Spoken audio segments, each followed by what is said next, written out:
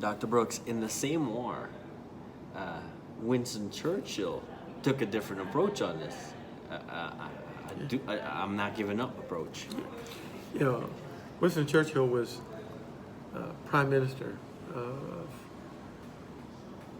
England. Yes. And they're being bombed daily by Germany. And he went back for commencement to his old high school, Harlow School. And he did the commencement speech there. And it's been misquoted, so I'll straighten out the quote, because I've even used the misquote that I heard. It says, never, never give up. That's not what Sir Winston Churchill said. At the Harlow School, he said, never, never give in. He was talking about the process of England being defeated because it did not look good. It looked bleak. Mm-hmm. And these boys were one of the last bastions of hope for England to gain its freedom or to maintain freedom. And under tremendous amounts of pressure, under tremendous amount of war, under tremendous amount of doubt, he encouraged these boys, no matter what, remember, no matter what, don't give in. Don't you give in to yourself, your family, your country, and especially the enemy. And if you don't give in, you will succeed. Not might, not I think so. You will succeed. You see, giving in, and it's been touted as never give up, is essentially the same as giving up. Mm-hmm. I no longer have the drive. I no longer have the impetus. I no longer want to put in the hard work of getting what it is I want. I just rather follow the path of least resistance. No, no, no. Don't give in. Never give in. If you know that you are called for a purpose, you must operate in that purpose. You must never, never give in. There's several other people in the same vein who teach us that. So if it's just one person, then perhaps it's a fluke. Yeah. But if we can quote several people that you can go back and research yourself, and so I don't miss any names that I want you to understand. Alfred Nobel, and you may know his story, the Nobel Peace Prize. Do you know what he was famous for? No, sir. Developing TNT, dynamite, Bombs. blowing up people, killing people. And he saw an article when they said Alfred Nobel is dead and he's famous for killing people. But he wasn't dead, he was reading his own obituary. And he said, I'm going to change my obituary. And he developed peace rather than war, rather than death. And that's why it became the Nobel Peace Prize. So that changed it. Mother Teresa changed the way we look at orphans and how we treat them.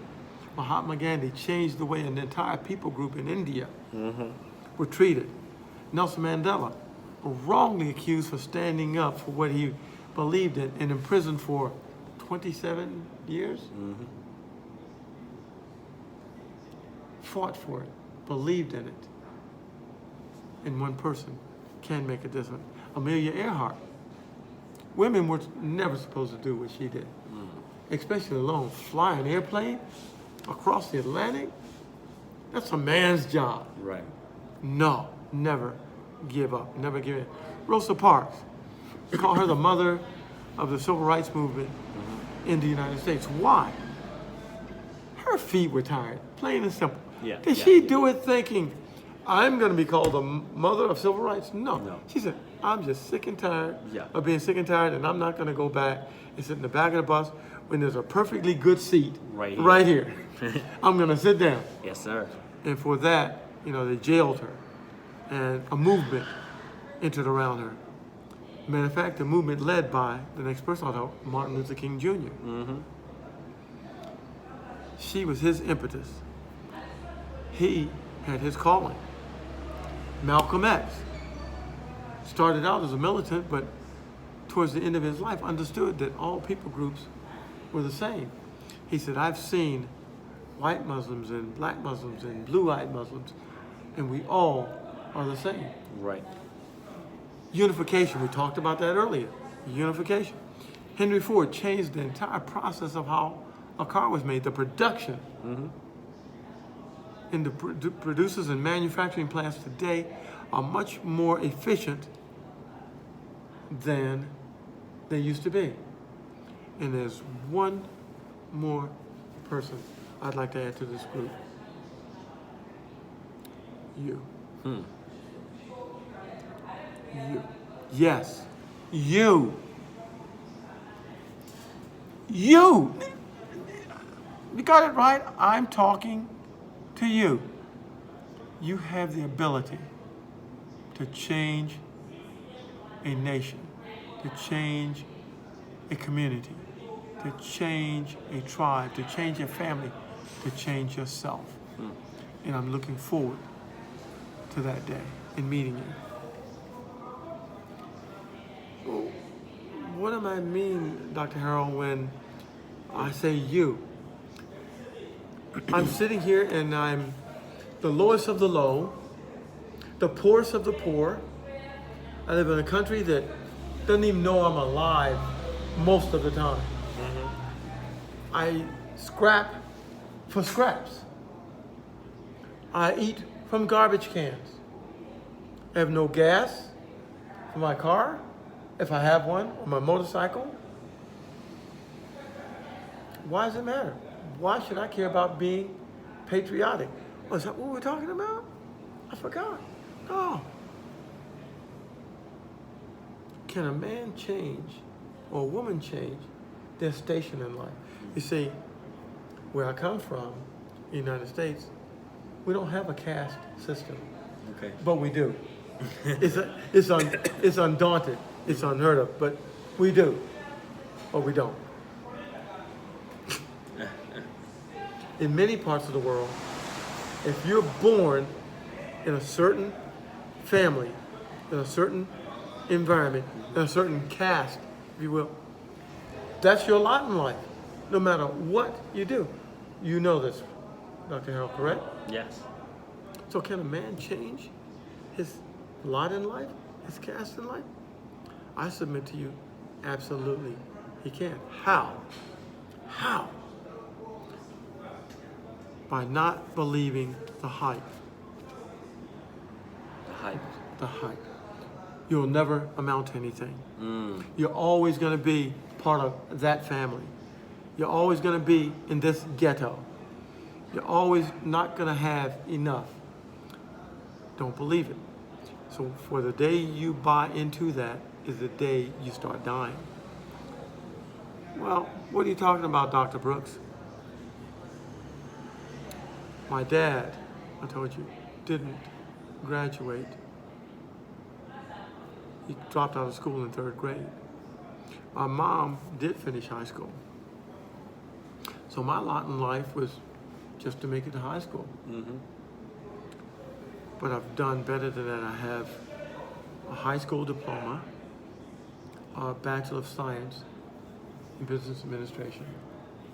I have a master's degree in chemical engineering. I have a PhD in psychology and a PhD in theology. And I still read, and I still go to continuing education courses all the time. Every time I can learn something new, something different, I'm constantly studying. In essence, I've changed my lot in life, my position, my station. But Dr. Brooks, that's easy for you. You came from the United States. I've seen it happen in every corner of the earth. Wow. Not enough though.